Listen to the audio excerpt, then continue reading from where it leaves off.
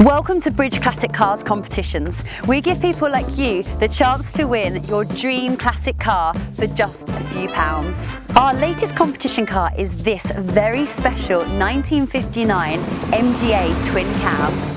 This MGA was owned and raced by Chevron Racing Team owner Roger Andreasen and has been freshly restored to the very highest standard.